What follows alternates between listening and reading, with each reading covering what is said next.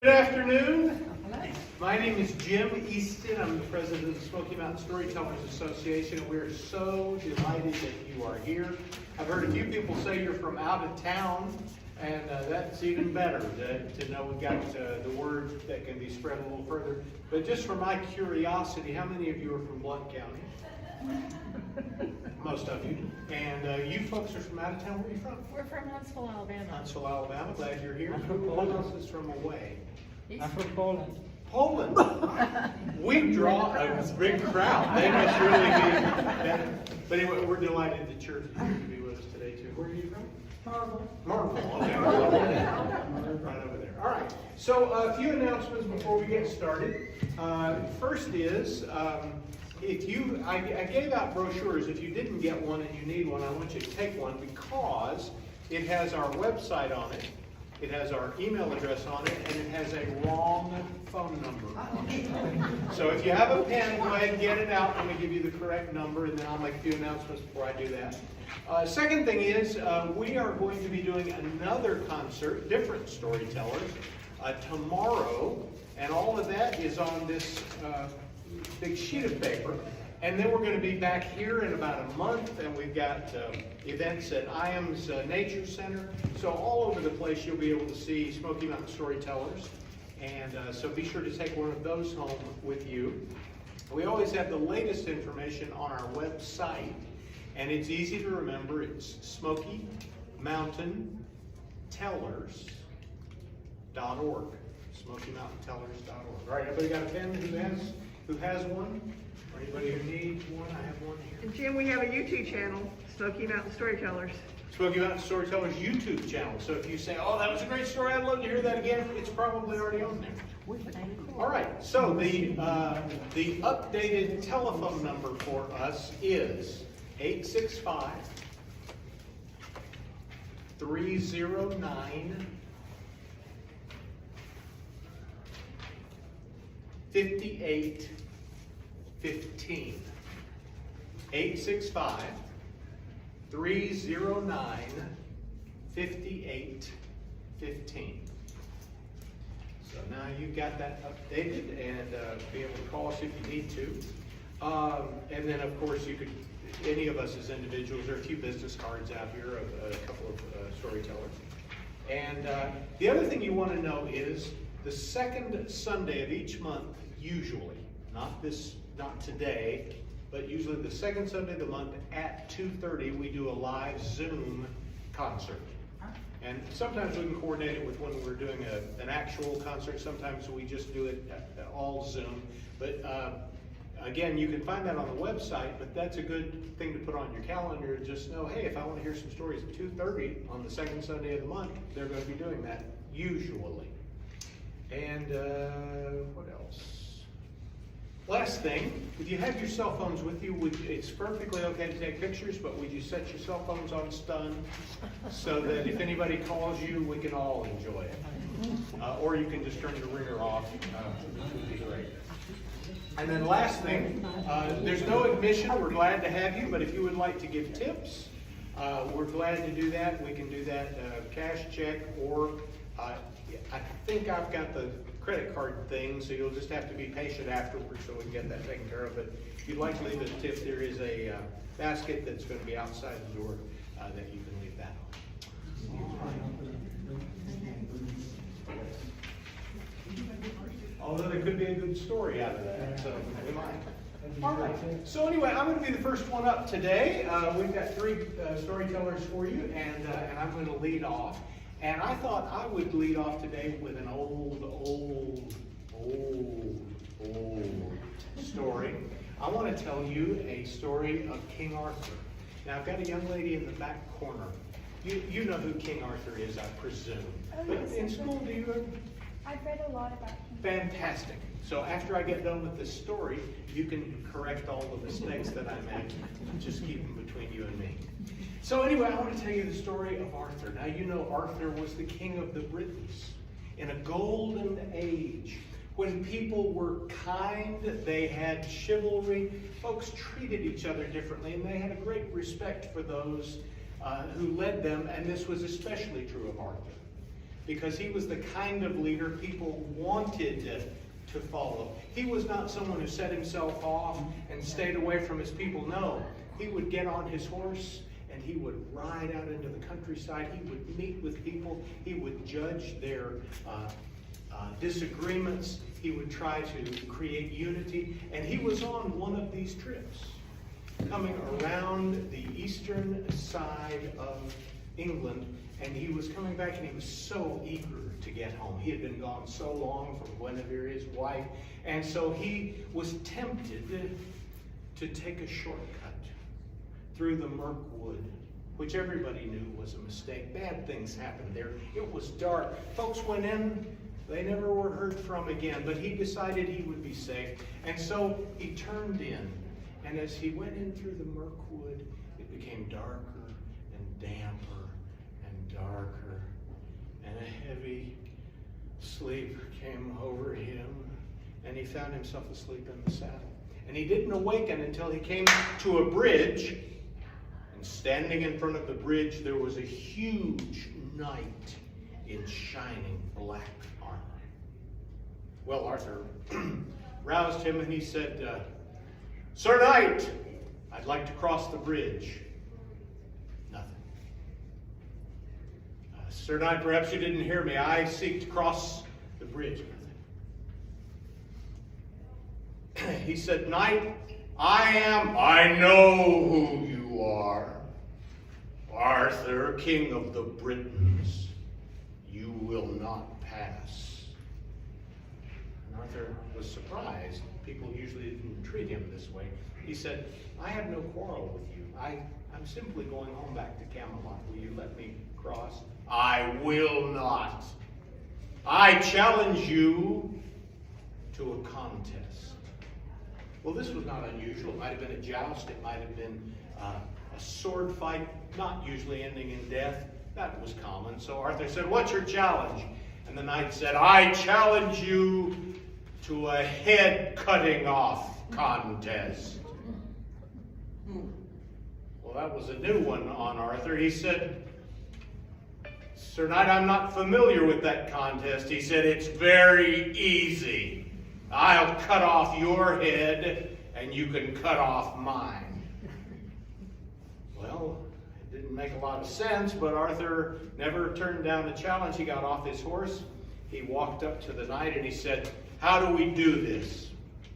And the knight saw a stump, and he went over and he got down on his huge knees. He was still tall even when he was kneeling, and he put his head on the log, and he said, "I'll go first."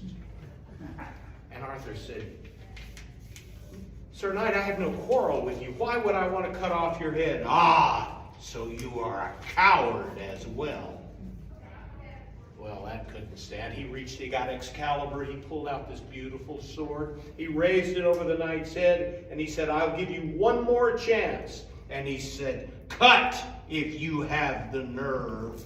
And Arthur brought Excalibur down, and the head rolled off in the dirt. Well, it was sad in every way you can think of. Arthur cleaned his blade, he put it back in, he walked, he started to get on his horse, and he started to ride away. And behind him he heard this voice saying, "My turn." And Arthur looked, and in amazement, he saw the body get up and began to feel its way until it found its head, and it put its head on its body and said, "You put your neck on the stump." Well, Arthur was a man of chivalry. What could he do? He turned his horse around, he came back, he got off, he walked over to the stump. He got down on his knees, he laid his head on it, and he waited for the knight. The knight pulled his sword, which was almost as tall as a man, raised it up. If it had just fallen, it would have been enough to kill Arthur. And he was just about to bring it down when he said, "This is too easy. This is too easy. Rise, Arthur." And Arthur got up and he said, "I agree with you." And he brushed off his clothes and he said, "What do we do now?" he said, it would be too easy to kill you this way. So I'm going to challenge you to answer a riddle. And I'm going to give you a year to answer it, and a year to know what will happen to you. If you cannot, you will be back here 1 year from now. And if you do not have the answer, I will take your head. And Arthur said, I love riddles. He was hoping for something easy, like, what's black and white, red, all of them? Well, they didn't have newspapers back then. What kind of an answer is that? So he was hoping for something easy. But the knight said this, here is the riddle. What is it that a woman wants more than anything else? And for just a moment, Arthur thought I was better off when he was going to cut my head. And he said, all right, I have a year, right? And he said, yes. And Arthur thought, well, I've got a year. Surely somebody can give me the answer. So he started to speak to the knight again, but the knight had frozen solid in place.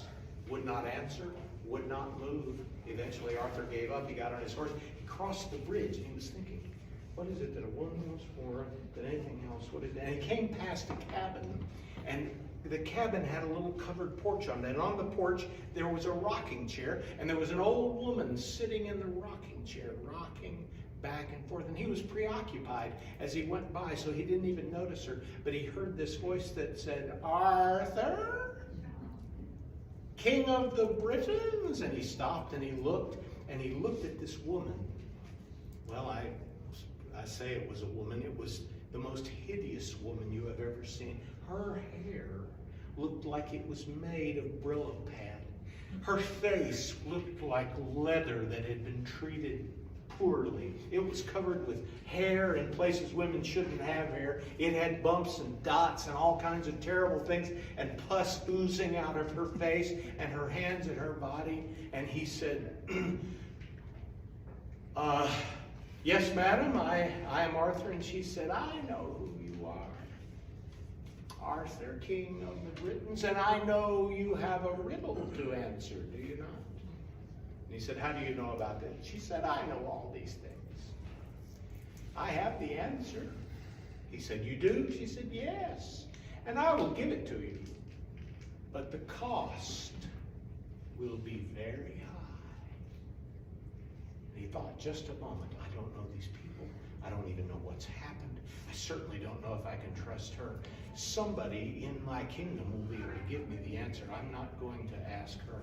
He said, thank you, madam. I believe I'll come up with the answer on my own. She said, you will try, Arthur. You will try. And he rode. And it wasn't long as he rode along the trail that he began to have this sleepiness come over him again. And when he woke, he was exiting the woods and onto the green glade, and he looked in the distance, and there were the beautiful towers of Camelot with their flags unfurled and flying. And he turned immediately and he began to gallop toward Camelot. And the sentries who were up in the towers were watching. They saw their king coming with his shining armor, and they said, the king is back! The king is back! And the shout began to go up all through the interior of the castle, and all of the people were yelling, the king is back, the king is back. And people rushed out of their homes and out of their shops, and they strew flowers, and they were so glad to see their king returning. But as he got closer, the heralds who were shouting, the king is back, saw his face full of concern and worry, and they said, the king is back, the king is back. And they came through the gate, and the people were shouting, the king is back, the king is back. And by then, all the knights of the Round Table had gathered. They had mounted their horses. They had their armor on to greet their king. And Guinevere was there. Everybody was waiting for him to arrive. And they said, the king is back! The king is back! And he rode up, and he got off his horse, and he barely greeted his wife. And then he looked at the knights and said, men of the Round Table, we need to meet at once.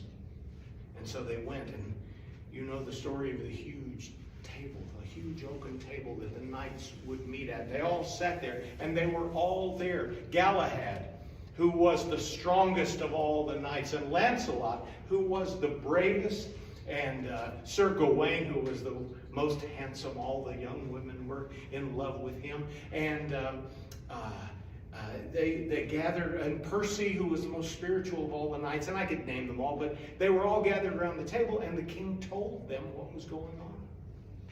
And immediately they wanted to spring into action as they would want to do. And Galahad said, "Any foe we can defeat." And Arthur said, "No, it was a one-on-one combat. I can't ask anyone else to fight him."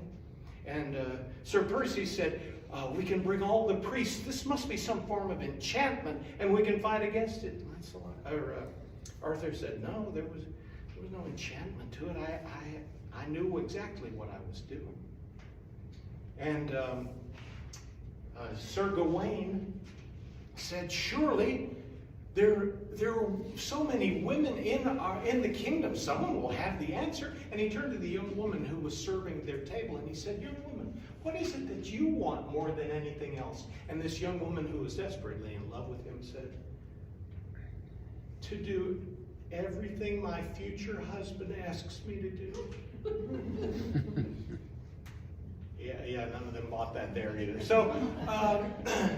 So anyway, they decided that they would go on a quest. Each knight would go out into a different part of the kingdom, and they would ask the women, "What is it that you want more than anything else?" And they knew eventually they would get the right answer. Arthur was convinced when he heard the right answer, he would know it. His heart would burn. He would know the right answer. And so the knights went out on their year-long quest, and they gathered so many great ideas. They would come back and read the answers. All of them, they were not it. Finally, the 365th day came. And Arthur got up, he put on his armor, he put Excalibur by his side, he went and mounted his horse. He did not know, but when he came out of the stable, there were all the knights of the round table arrayed, ready to travel with him. And he said, no, this is my battle, I face it alone. So they let him go. And as he went through the streets, the people quietly lined his path. No one spoke as their king left to what they felt would be his last adventure. He went down through the glade to the woods, the same spot he left. He turned his horse in and began to ride in. And through the darkness and the dampness, the sleepiness fell upon him, and he didn't wake up until he was coming around the bend, and there was that cabin on the left, just as he remembered it, with the porch out in front of it and the rocking chair, and the old woman rocking in the rocking chair. And when she was coming toward her, she said, "Arthur, King of the Britons, do you have an answer?" And he said, "Loathsome lady, I think you know I do not." She said, "I didn't think you would. I have the answer. I'll tell it to you, but the cost will be very high." And so she got up and walked toward him, and up on her toes, and him leaning down, she whispered something in his ear. And his heart burned. He knew he had the right answer. He looked at her and said, "If I survive the next few minutes, whatever you ask of me, you will have." And he rode on. He came to the bridge. He crossed over it. Standing in exactly the same spot as he had left him, there was the knight, huge and imposing with his shining black armor. And Arthur rode up, and the knight said, "Arthur, King of the Britons, do you have an answer?" And Arthur said, "Well, we weren't sure for a long time. We sent all of our knights out for a quest to ask, and they came up with a lot of good answers." He reached in a saddlebag and pulled out a big leather-bound book. He opened it up and said, Some women wanted jewelry. Some of them wanted a bigger house. Some of them wanted to join the Smoky Mountain Storytellers. And the knight said, "Do you have an answer?" And he got off the horse and he walked straight up to the knight and he looked straight up into his helmet and he said, "What a woman wants more than anything else is to decide for herself who she will be and what she will do." And the Black Knight began to tremble and said, "You did not get this answer yourself." And his head began to shake, and his arms began to shake, and his whole body began to shake until the arms fell off and the legs fell off and the body shook itself until it shook itself to dust. And Arthur looked. He couldn't believe what he saw. He got on his horse. He was so excited. He was going to get to go home to Guinevere. He was going to get to go home to his people. And he started to ride across the bridge and around the curve. And just as he was about to go past the cabin, he heard a voice that said, "Arthur, have you forgotten something?" And he reined his horse around and he got off. And he walked over to the woman and he extended his arm. And she got up and took it, and he walked her back to the horse and helped her on. And Arthur, king of all the Britons, like a young squire, took the reins and walked her all the way out of the woods. When they got to the glade, they turned toward Camelot, and the sentries had been watching for their king to come back. They could see his armor, and they could see something on the horse, but they couldn't see what it was. And they yelled out, "The king has returned! The king has returned!" And the people came out, and they were even more excited than they had been the first time they had seen him only a year ago. And they were yelling and screaming in the street. And as he came closer and closer with this woman, the sentries were saying, "The king is back! The king!" They came in through the gate. The people were shouting, "The king is back! The king is..." They got to where the knights of the Round Table were waiting all on their horses in their armor for everyone to come back, shouting, "The king is back! The king is..."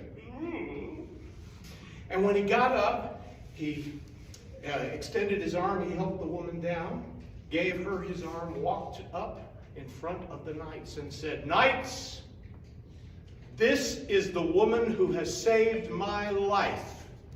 And he turned to her and he said, "Madam, name anything it is in my power to give you, and you shall have it." And she said, "Well..." She walked in front of all the knights. She said, "I have been looking for a husband, and I believe that I would like to have the hand of Sir Gawain in marriage." And 5 women fainted on the spot. But without hesitating, Sir Gawain got down off his horse, walked up to the woman, dropped to one knee and took her hand and said, "Madam, will you consent to be my wife this very day?" Well, it was the saddest wedding you've ever been to. All the women were crying because he was getting married. All the men were crying because she was getting married to him. It's the only wedding you've ever been to where when it came to the end, the priest said, "And now you may kiss the bride if you want to." Well, there was a big feast. Nobody wanted to eat. It was a long afternoon. But eventually, evening came. And Sir Gawain took his bride. The king had given them his royal apartments for their honeymoon. And he carried her across the threshold, set her down, and she said, "Husband, it's been a long day. I believe it's time for bed." And he said, "Absolutely. Why don't you go in the bedroom and I'll undress out here and come in." So she went in and closed the door. And you've never seen a guy take more time to take his clothes off but eventually you just sort of run out of things to dismantle. And then he went to the door and he tapped on it, and he opened the door, and there, lying on the bed in front of him, was the most beautiful, the most sublime, the sweetest looking, the most gorgeous hair and eyes and lips, the most beautiful woman he had ever seen. And he was dumbstruck for just a moment, and then he said, but wait a minute, where's the hag? I mean, where's my wife? And she said, husband, I am your wife. He said, that can't be. Where's the woman I brought in here? She said, it's me. I am Dame Ragnell. That knight took me prisoner, and when I wouldn't give myself to him willingly, he placed me under a double enchantment.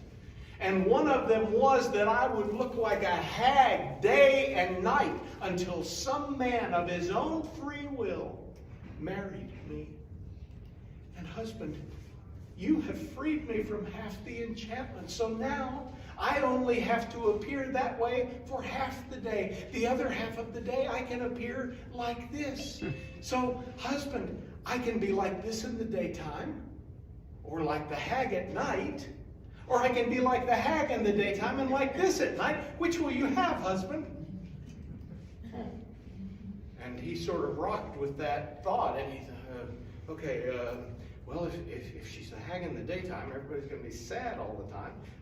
Well, look what I get at night. But if I have this beautiful woman in the daytime, everybody will just be so happy for me that I have such a woman. But then with the hag at night, and he said, I don't know what to. This shouldn't be my decision. You should decide what you wanted. And suddenly, there was the sound of breaking glass, and there was light that filled the room that was so bright it overcame him, and he passed out, and the next thing he knew, Gawain was waking up with a wet washcloth on his forehead, and he looked up into the eyes of this beautiful, beautiful woman, and he said, what happened? And she said, oh, husband, you have broken the second part of the enchantment. He said, I did. She said, yes, you did. He said, how did I do it? She said, you let me decide for myself who I would be and what I would do. And that is the lesson of the story of Arthur and the knight in black armor that they learned, and that every couple can learn if they remember the story. Thank you. All right, I believe Roland is our second teller. Oh, Delmas is going to come. He's going to be your second storyteller. I'm going to let him introduce himself. But thank you so much, everybody.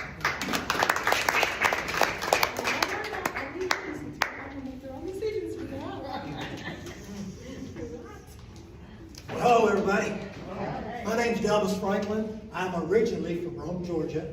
4 years ago, my wife and I decided to move to Knoxville for a very good reason, 4 grandchildren. So that's why we're here, and we love it here, and it's great to be here in the Smoky Mountains. By the way, if I whack my head here with somebody, please call 911. Now, I'm a very enthusiastic guy. I like enthusiasm.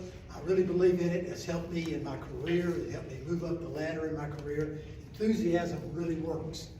And I learned the secret of enthusiasm many, many years ago. In fact, I learned it while I was still a teenager. But I learned it in a very unusual place. I learned it on my first day in Vietnam. It was 12:05 a.m. in the morning when the aircraft landed at Cam Ranh Bay in the Republic of South Vietnam. I got off the plane and I was immediately shuttled over to a C-130 to fly up to Phu Cat Air Force Base. There were 6 other Air Force guys there along with myself. And they were Air Force security policemen like myself. Security police is the same thing as military police in the Army. There were 7 of us. So we got on the C-130, and there were about 40 Arvon South Vietnamese soldiers on there who obviously hadn't had a bath in a long, long time because it smelled really bad. So we got on the aircraft, and about 40 minutes later, we landed at Phuket Air Force Base. It was about 1:15 in the morning. Still had not seen Vietnam in the daylight yet. We got off the plane, and the driver picked us up in his truck, and he said, the headquarters is closed now, so I'm gonna take you to a hooch to spend the night, and then somebody will get you in the morning and take you to headquarters to check in. So he took us to this hooch to spend the night. Now, a hooch is a building with a top and cement bottom and sandbags all the way around it. And so screen side, that's all it is. So we went inside to get ready to go to bed. And one of the guys asked the driver, what happens if there's an attack? And the driver said, well, you know, we used to get a lot of rocket attacks, but we haven't had an attack in a while, so don't worry about it. That's fine. So we went to bed. It was about 4 hours later when the first rocket hit. It was boom! And I woke up with this loud noise, and then another boom! And then I remembered, attack, we're under attack. And I remembered the John Wayne movie I'd seen. They rolled off the bed and they rolled under the bunk. So that's what I did. I hit the floor and I rolled under the bunk. And then there was another boom and another boom. And I really thought I was about to die. I really did, because every explosion was louder than the last one. And I thought, sure as God, the next one was going to land straight on me. I really thought it was over. And I had not even seen what Vietnam was like in daylight yet. And I thought they were going to kill me already. But I survived. Daylight came, and it was great to see daylight. It really was. Well, a sergeant came and picked us up and took us to chow. We got some breakfast. And while we were eating with the sergeant, we said, okay, what's going to happen? And the sergeant said, well, I'm going to take you guys up to Security Police Headquarters, and you're going to go in and see the captain, and the captain will make a decision on what your job will be for the next year. But one of the guys said, well, what kind of jobs are you talking about? He said, well, security police here, there's two functions. One is base security. You sit in a tower or a bunker and guard your base. And he said, that's a very boring job, and it'll be a long year. And he said, the other job is law enforcement. You'll do law enforcement duties on the base, and you'll go out and guard convoys on the highways. He said, that's a dangerous job, but the year will go fast, and it's a pretty exciting job. Well, all 7 of us said, wow, that's what we want. We want the exciting job. We don't want to be cooped up there. The sergeant kind of snickered and said, well, I got to tell you guys this, but there's only one law enforcement job. So only one of you will get it, and the rest of you guys will be stuck in a bunker or a tower for the rest of the year. Well, I knew that I didn't stand a chance. For one thing, I was the youngest of all the guys. 2 of the guys had college degrees. 2 other guys already had law enforcement experience. So I knew I didn't stand a chance. So we got in a truck and went up to headquarters. We went into the captain's outer office and we gave our paperwork to the clerk. And he said, well, go back outside and sit on the bench, and the captain will call each one of you in individually and talk to you. So we all went out and sat on the bench. About 7 or 8 minutes later, the clerk stuck his head out the door and said, Franklin. And I stood up and he said, come here. There's a discrepancy in your paperwork we need to clear up. So I walked in the door to the clerk's office. He shut the door and he said, it says here that you're from Rome, Georgia. I said, yeah, I am. He said, well, I am too. I said, really? I said, what high school did you go to? He said, we don't have time to talk now. He said, you want the law enforcement job. It's the best job. And I said, yeah, I'd like to have it. He said, here's what you got to do. Captain's going to call you in, and he's going to ask you several questions. And then he's going to ask you, can you type? Tell him you can type and be enthusiastic about it. Well, I said, well, I took a typing course in the 11th grade, but I haven't typed since. He says, it doesn't matter. He said, the only person that types in law enforcement is the desk sergeant. But the captain just thinks it's a big deal, and he likes to put people in there who can type. So tell him you can type and be enthusiastic about it. I said, okay. So I walked back out the door to sit down, and I kept going through my head. Typing, enthusiasm, typing. So I sat down. A few minutes later, they called the first person in. And about 3 or 4 minutes later, he came back out and sat down, and then the next person went in. And then one of the guys with law enforcement experience went in, and he came back out and he said, you guys can forget it. I got this job. I've got the job. Captain and I really hit it off. Then another one went in. Then it was my turn to go in. So I walked in the door, and I walked up to the captain's desk. Airman Franklin reported as ordered, sir. He said at ease. And he started asking me several questions. And then he asked the question, can you type? Okay, that word enthusiasm was going through my head. Enthusiasm about typing. So I said, yes sir, I can type. I can type really good. I took typing in high school and I'm really good at it. I type anytime I can. I like to type. Well, you know, I guess I was naive. I thought the captain would jump up and shake my hand and say, you got the job. But he didn't even look up. He just sat there looking at the paperwork, and all he said was, you're excused, send the next man in. So,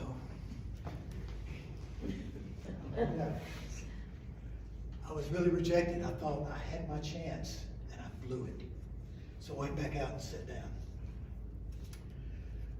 All the other guys were called in.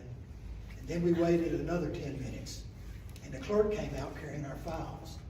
And he started down the aisle, and he said, Larson, security. Bill, security. Yeah, security, security. And he got to me, and he said, Franklin, law enforcement. I had gotten the job. The youngest guy, the guy with no experience in anything, had gotten the law enforcement job. And it was all because of enthusiasm. Wow. Well, so started my career in Vietnam as a law enforcement. And the sergeant was right. It was an exciting job. There were dangerous times, but the year flew by. And I have to admit, I learned an evalualist. I learned that people like enthusiasm. I learned in the Air Force that anytime there was a certain job that I wanted, if I was really enthusiastic about it to the sergeant or to the officer, I could get that job. And when I got out of the Air Force, I actually applied that to my civilian job, and it worked. Bosses like enthusiastic employees. It really is. And when I became a boss, I sure started looking for enthusiastic employees. Enthusiasm pays off. And you young folks, always remember that. And one more thing. That clerk in the office. After I got settled in, about 2 or 3 days later, I went back to the office to thank him for helping me out. And he was gone. His time up in Vietnam, his time had finished, and he had rotated back to the States. So I never got to thank him. I got his name, but I didn't really remember it. When I got back to Rome, Georgia, I kept thinking, maybe I'll run into the guy. But I never did. I never ran into him. I never saw him again. And I keep thinking, as I go along and I see groups of people, maybe I'm going to see the guy. Maybe one of you guys will jump up and say, hey, I was there, it was me. But it hadn't happened yet, so maybe it will. That was my experience of my first day in Vietnam. Now, staying with that kind of theme, I want to tell you guys about my great-great-great-grandfather. Now, I'm a Civil War buff myself. I love to read about the Civil War. And as I got older, I got to wondering, did I ever have a relative that was in the Civil War? I asked my parents, but they really didn't know. And my grandparents had passed on, so I really figured I'd really never know if I had a relative that fought in the Civil War. Well, my dad passed away a few years ago. An aunt that I had rarely seen came down from Northern Virginia, which is where my dad is originally from. And after the funeral, we were talking, and she was talking about that she had done a study of our family. And she made a comment. She said, I even have letters from the Civil War. And I thought, whoa, wait a minute, we got to talk. Do I have a relative that was in the Civil War? She said, yes, you do. Your great-great-great-grandfather, Paul Franklin, was in the Civil War. He fought in Virginia. I thought, wow, tell me about it. Because I was imagining, he's probably going to be a great hero. A guy on a horse carrying a sword, obviously he would be a hero. She said, well, not really. When the Civil War started, my great-great-great-grandfather was only 13 years old. And toward the end of the war, he was 17, and he and a whole bunch of his friends left home and joined the Confederate Army. And then the Confederate Army was so desperate for people, they didn't even train them. They just immediately took the boys right into the Army. And he was in General Early's command, which was operating in Northern Virginia. So they joined, and since they really didn't know what they were doing, they were assigned to guard the wagon train. And that's what they did through several of the battles that Early had. all my grandfather did was walk along and guard the train and never actually got in any battles until the Battle of Cedar Creek. And at that battle, what had happened, General Lee had decided that he needed to take pressure off his army down in Petersburg. So he sent reinforcements to General Early to attack the Yankees up there, drive them back toward Washington. Grant would then have to take troops from Petersburg, and it would take pressure off Petersburg. That was the plan. So these extra Confederate troops came and they attacked the Union Army. And that drove the Union Army back, and they basically, the army almost collapsed in retreating like it did. But the thing about it was their general wasn't there. He had been called back to Washington, Phil Sheridan. Well, riders went and caught up with Sheridan and said, hey, your army's collapsing. And he ran back, and he was able to turn the army around, stop the Confederate army, and start pushing the Confederate army back. Well, this is where my grandfather got into the action. They needed troops on the front, so they came and got this whole bunch of about 30, 17, 18-year-old boys, and they put them in the line, and they had a captain in charge of them. And the colonel took them to this creek. I don't know what the name of the creek was. It may have been Cedar Creek, since it was a battle of Cedar Creek. But it was an area that you could easily walk across. And the colonel told the captain, guard this crossing. Don't let nobody across. Stay here to the last man. And what does that mean, stay here to the last man? Well, that means I'm not going to survive. You're going to stay there to the last man. So they dug in and waited. And eventually they saw Union cavalry upstream crossing the creek. And then the captain looked down here and they saw Union infantry crossing the creek down here. But nobody was crossing where they were. And the captain really didn't know quite what to do. And then he noticed some of those horsemen were coming around behind him, and some of the infantry over here was coming around behind him. And then all of a sudden, in their front, came an entire corps of Union troops. 2,000 to 3,000 Union troops coming right at him. And here this captain was with 30 men. Pretty bad situation. So you know what he did? He surrendered. He disobeyed orders and surrendered. So the war was over for my granddad, and he never actually fired a shot in the Civil War. He was sent to Delaware to a prisoner of war camp, where he spent the rest of the war as a prisoner of war. And I think back often to that captain. You know, should he obey orders and fought to the last man? I say no. And the reason I say no is because if he had, and they would have all been wiped out, I wouldn't be here right now, right? Sounds like a good reason for me. So with that, I want to bring up our next speaker, Roland.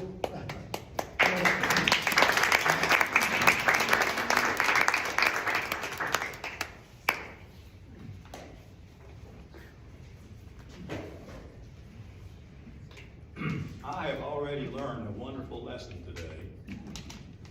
The next time we have a storytelling event, and there's 3 of us, and there's a discussion about who's going first, I'm going first. I hate to follow these 2 guys. Haven't they done a great job? Yeah. Okay, so I'll do the best I can.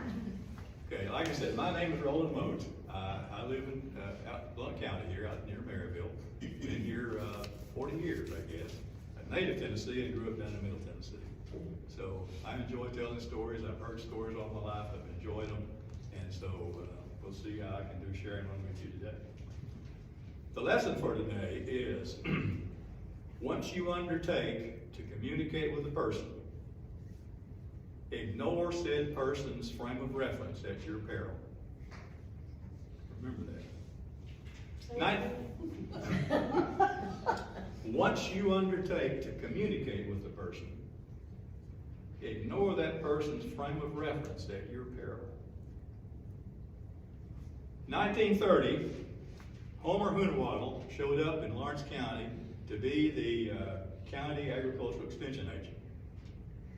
When he got to the county, he found a population of folks who, for the most part, were honest, hardworking, peace-loving, church-going people. 98, 99% of them lived on a little farm. The cash money that they had, what little there was of it, came in each year from the sale of a cotton crop or a burley tobacco crop or some would grow both of them. Now, there's a challenge there to that kind of an economic situation. When you're growing tobacco or cotton, there's one payday a year. One. You don't get anything until you sell that crop, and you only harvest it once a year, so you sell it once a year. Well, that presents a bit of a challenge for people, having to manage that money for a whole year to make ends meet. You know, all of us have budgets to manage, and we've probably all dealt with a situation trying to stretch it from the beginning to the end of the month. Well, they got from the end of one year to the end of the next year to stretch it. Well, Homer, being a smart fellow like he was, he realized right off that was an issue that these folks had. Of course, he was there to try to make life better for them. And so he realized that was a problem, but he thought he immediately saw the solution. Most every one of the farmers had one or two milk cows for their own use. And he has a background in dairy science. In fact, that's what he majored in when he was in college. And he's realized that, you harvest milk every day, maybe even twice a day. So if these folks would keep maybe a few more cows, more than they needed for themselves, they'd have something to sell every day. So they'd have money coming in year round. But they got to have some place to sell it. So they have to have a market. So he set out on a quest to recruit a dairy processor to come to the county and put in a dairy processing plant. And he was successful in recruiting the Swift company to come and put in a cheese plant. And so that cheese plant was there. I spent a lot of time at it, my boy coming and going hauling milk. So once the commitment was to bring the plant in, Homer went about having a series of farmer meetings all over the county, talking about the dairy, milk, keeping milk cows. Talked about the plant that was coming, and opportunities going to be to sell milk. And then he'd share with them the latest research information about managing milk cows and optimizing production, et cetera, et cetera.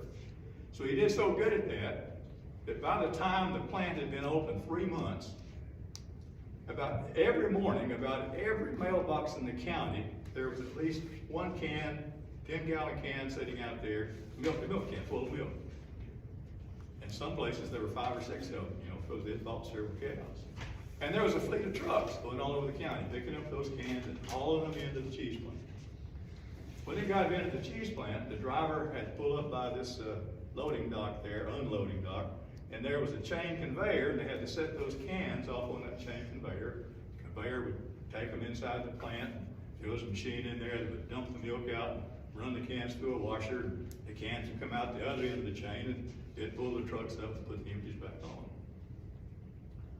Well, the lid on a milk can fits pretty tightly.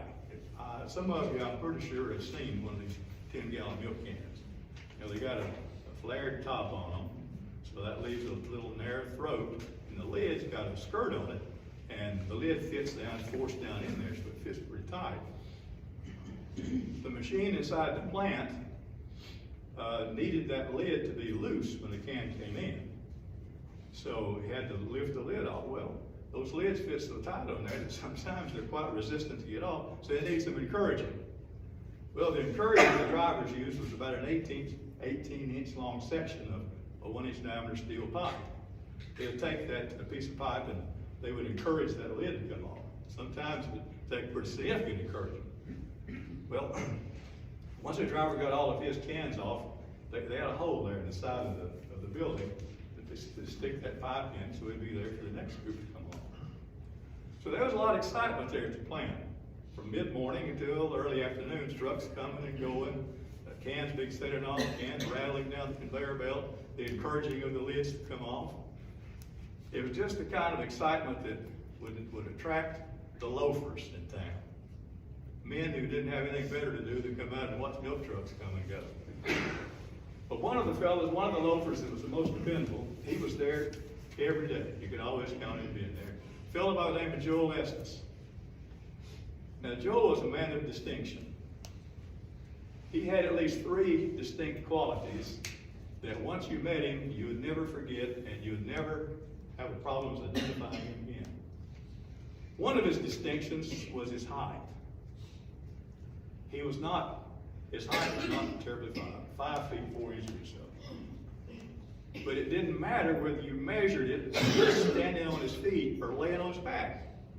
It was 5'4". That's how high he was from the ground up. Another distinction that he had some kind of a condition that caused him to shake. He just shook all the time. Didn't seem to be ill, just shook. I'm sure that in some medical textbook somewhere, there's some kind of an explanation, some kind of a name or something to that condition, but nobody around there knew what it was. They just said, oh, Joel's not nervous, ain't he? Well, Joel, like I said, he was there every day, and so he would oftentimes help the drivers encourage those lids loose. And so he'd stand back there with that encourager, and they'd come in. I mean, he was perfect for it. All he had to do was kind of aim himself at it, because he's already wiggling the pipe up and down. Now, Joel wore a pair of overalls every day, bib overalls. Now, to make sure you understand this, he wore a pair of bib overalls every day. He had one pair, and he wore them every day. And so, in encouraging those lids to come off, if the can was lipping full, but sometimes it would splash out a little bit, get up there on his overalls, and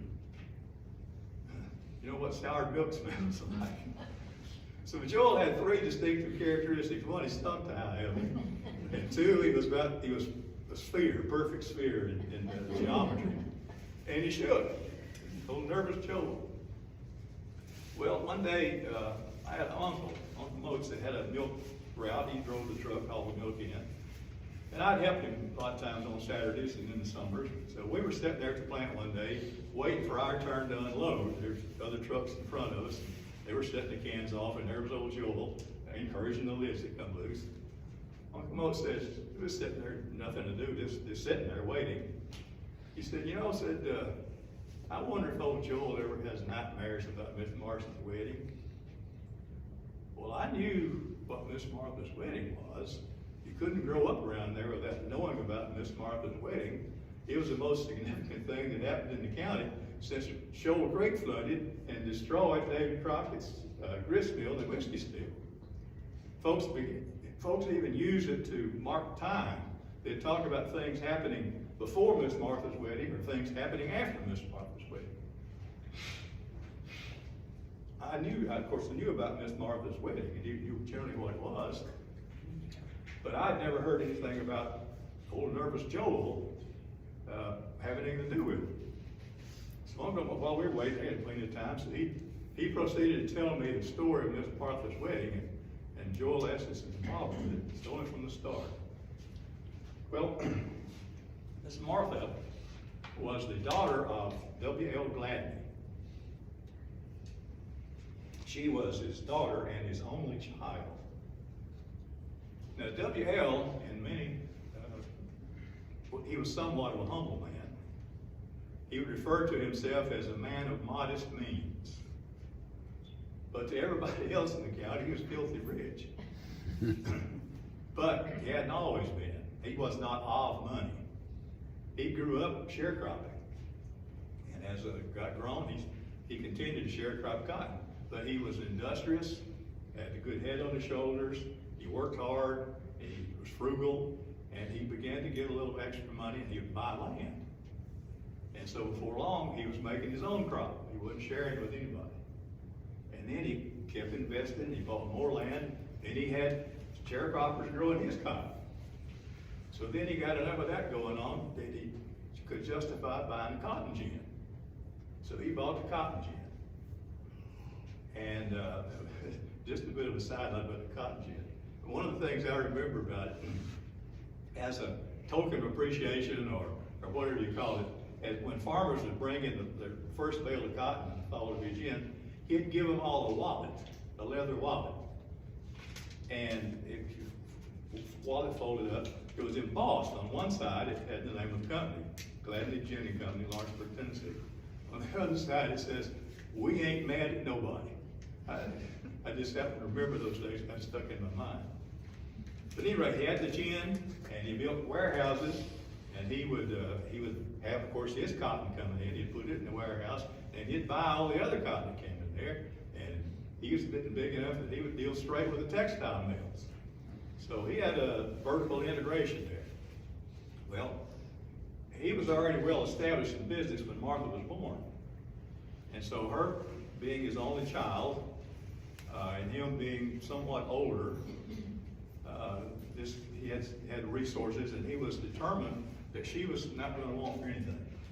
You know, anything she wanted or needed, he was going to make sure that she had it.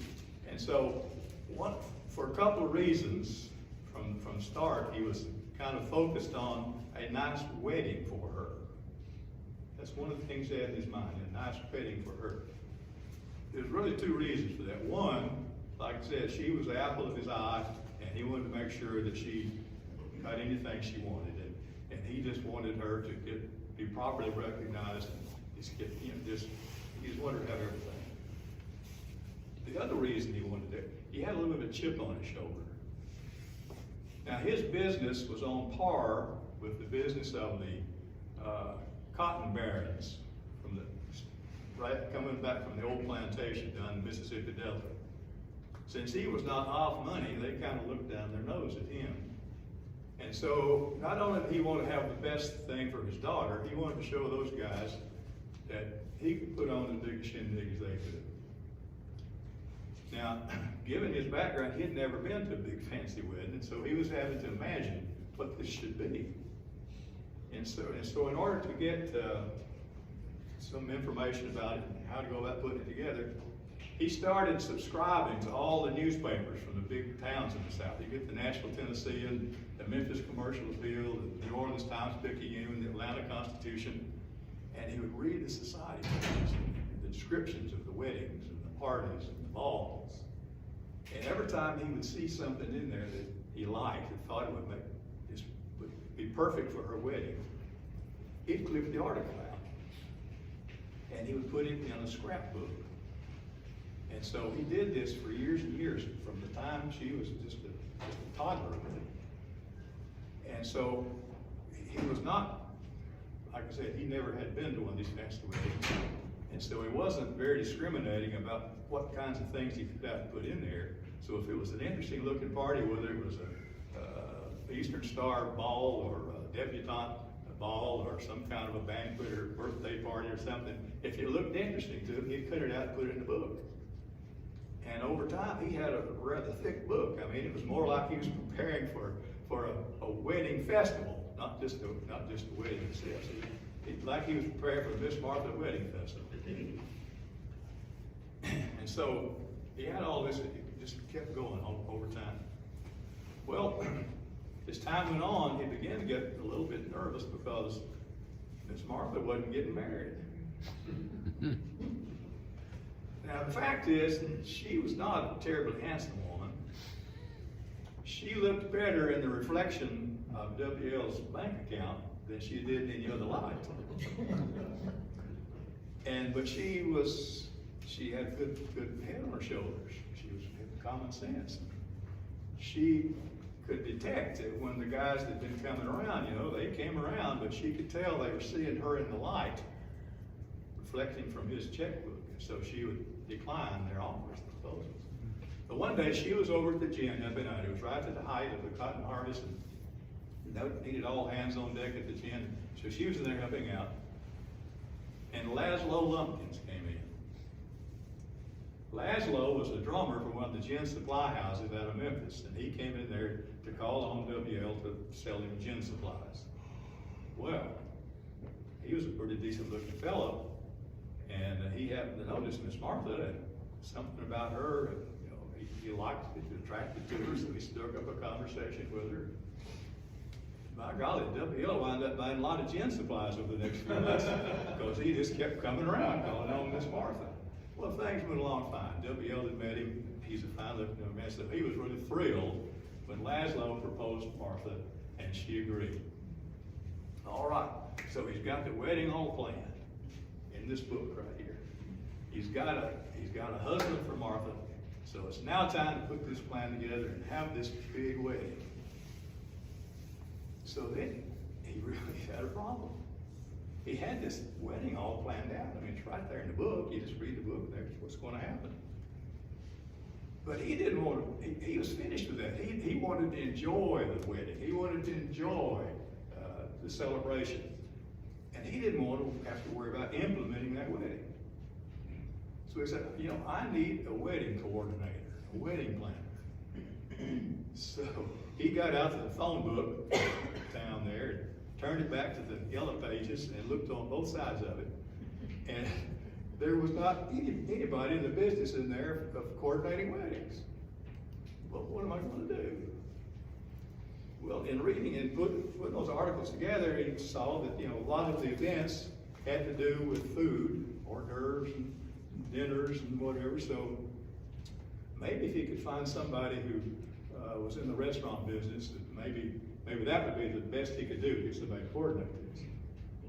So we thought about that a little bit, and happened to call, think about Dub Shaw. Dub ran a little restaurant up on the National Highway. It was about the best place around in town. It was a place that on Sundays, Dub would tie the coon dogs out back, and he'd put white cloths on the tables, and the folks from church would come out there and have lunch with him. So WL went to see Dub to hire him to coordinate this wedding. Well, that scared Dub to death, you know. He could imagine what it was, kind of shindig that WL had in mind. He didn't want anything to do with that. You know, he just was out of his league. WL kept insisting and kept providing some incentives, you know, about how, you know, he kept loaning him some money to build a bigger restaurant, whatever, if he'd just do this. And Dub said, I have no idea what to do. You know, I wouldn't know where to start. Dub says, that's no problem. It's right here in the book. And he pulled out that book and gave it to him. He says, you just do what it says in the book. Well, reluctantly, Dub took it on. He took that book with him. And from then until after the wedding, you never saw Dub that didn't have that book. He'd read the book, and he'd read the book, and he'd have some question. And he'd go to WL and say, do what's in the book. It's in the book. You do what's in the book. So Dub went to reading what's in the book, and, well, things began to work out all right. He was getting more and more comfortable with it. And they had this shindig and that shindig, and he began to get an idea, well, maybe I'll put an ad on the yellow pages. Maybe this is something I'll be able to do. It was about 2 weeks before the day of the wedding. Uncle Mo said that he had already unloaded his milk at the cheese plant, stopped by the restaurant there on his way home to get his hamburger and Coca-Cola for lunch. Said Dub was in there with that book. So he was just pacing around, looking at that book. He'd open the book and he'd look at it, and something was bothering him. He'd close the book and he'd walk some more, and he'd blank some more, and he'd open the book and he'd read it again, and close it up. And then all of a sudden, Uncle Mo said, it's just like, well, if he was drawing a cartoon, there would have been a little balloon up there, you know, with a light bulb in it going on. Dub solved the problem, whatever it was. He looked at the first time, Uncle Mo said, the first time he knew he was there, he had to come back and know what was going on. He said, was old Joel Estes over at the cheese plant? Uncle Mo said, well, he wasn't out else. So Dub grabbed the book and out the door. Well, said, you know, that's kind of strange, you know. What in the world would he want with Joel Estes? But, you know, it wasn't his business. He didn't worry much about it. So then it came time for the wedding. It was the day of the wedding. Day of the wedding. Everything was going well. They had the big church, the First Baptist Church in downtown, had the biggest sanctuary. Of course, it was full to the brim because WL had invited everybody. But there was Dub in there with his book. It was like an orchestra conductor. You know, he'd signal here, and somebody come around lighting candles, and his signal there, and the grandmothers got escorted in, and then the mothers got escorted in, and he'd point over there, and the musicians start playing, you know, the little prelude, and then the bridesmaids got walked down, get direct this, direct that. Everything was just going great. Everybody was about seated. And here Miss Martha came in from the dressing room there at the side of the vestibule, all in the most beautiful dress. W.O. was there shining in his tuxedo. And the Dub was over there directing, and he pointed down towards the organist. The organist struck up the wedding march. W.L. with Miss Martha on his arm stepped out to start down the aisle. And Dub put his arm out and says, "You have to tarry." W.O. That kind of puzzled him. But before he could challenge Dub on it, down in the front of the sanctuary, little door there on the side, it burst open, and in rolled old Nervous Joel with all of his distinctive characteristics in full manifestation. He went over to the first row there, started moving down the row of guests, fondling the women's breasts. Oh, God. Well, you can imagine what an uproar that caused. Well, W.L. likely hit the ceiling. He grabbed up to what's going on? What is that? So you're ready. What is going on? Dub was dumbfounded. He said, "It's in the book."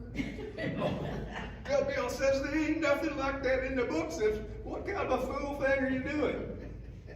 Dub opened the book, about 2/3 of the way through the chapter on wedding ceremony, and he had underlined right there. There's 2 lines. He said, "Look here." It says, "As the bride tarried, a nervous titter passed among the congregation." So there's my story.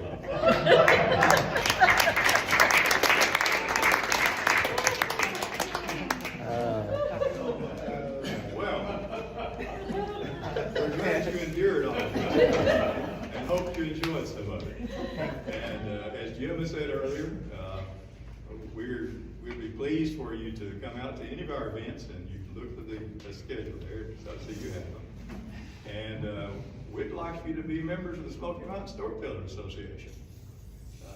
We're open to bringing in everybody that's interested in telling stories. You don't necessarily have to be a storyteller yourself. There's other things that you can do to help promote storytelling. But if you are a storyteller, we'd give you opportunities to do that. We'd love it. And so there's contact information on the brochure that you have.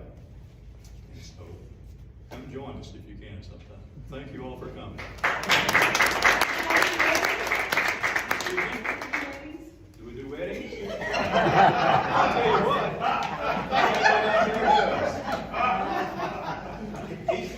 I've been married, so I just wondered. Hold on, do I do weddings? Our president here, Jim Easton, has a side hustle.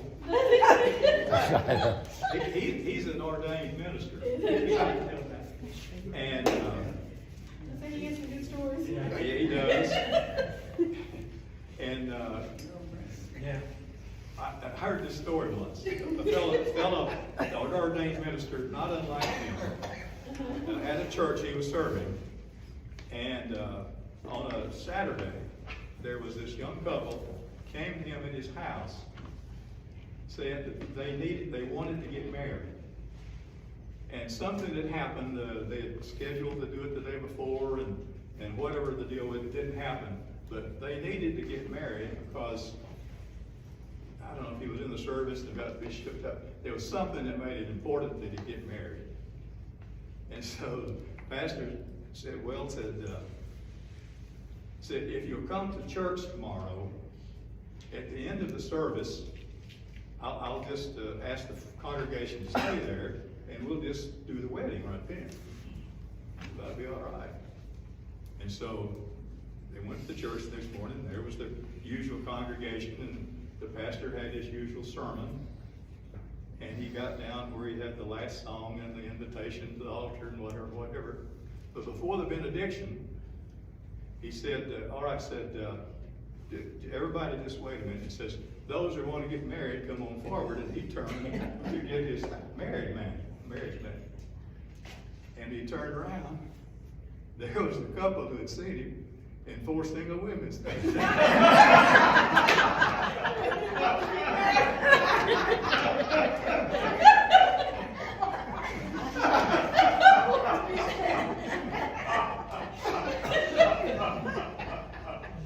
So, I started saying, so if you want to get married, you can talk to Jim. You might have to, I need to be more careful about how I said that. Okay, thank you.